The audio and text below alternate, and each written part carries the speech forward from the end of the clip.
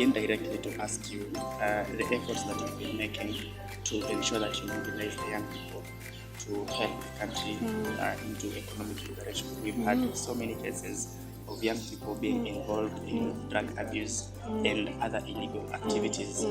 What is your effort, or what is your position as the champion of the young people to help them bridge this gap? Because so many of them get into these issues because of the lack of employment opportunities.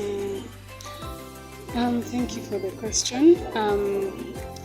For me, I see that a lot of young people come to me individually and state their challenges, that they're looking for work, for mentorship, for entrepreneurship opportunities. And I see the Pan-African Congress of Kenya as being the right vehicle to direct a collective effort for the young people to be able to gain access to opportunities, access to knowledge that is very important, access to anything that they need to be able to progress. So I feel that this is the right kind of movement then that we have within our country for the young people. It cuts across all the counties, it cuts across the whole country, and the opportunity the Congress brings is actually a global platform for the young people and promoting the Pan-African agenda, because I believe as young Kenyans, we should be proud to be Kenyan, we should be proud to be African.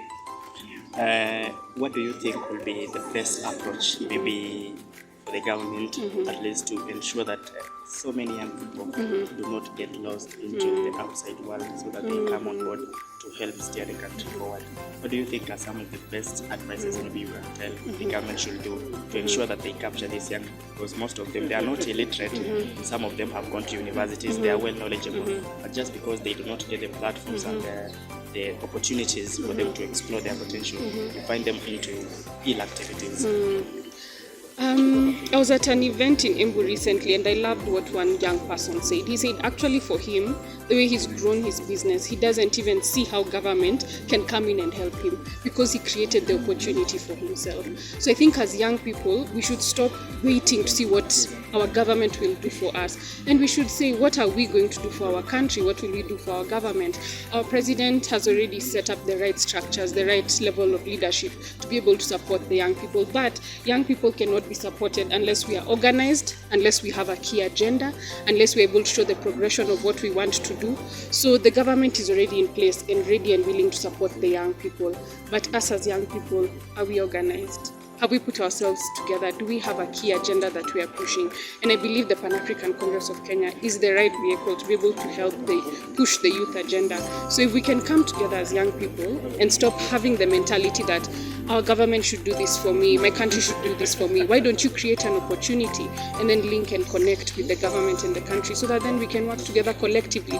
Because what's the work of government? The work of government is to create an enabling environment for our enterprises, for our young people's livelihoods, for economic activity, but it is upon us then to take on those economic activities, to take on those initiatives, so that we can be able to progress ourselves. If we wait for government, we might wait forever, we might wait for years.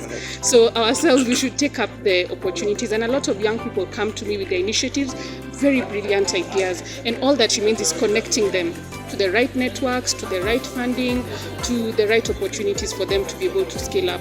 I'm actually impressed that a lot of young people who are serious with their own initiatives, they actually don't come even asking for financing. They ask for mentorship.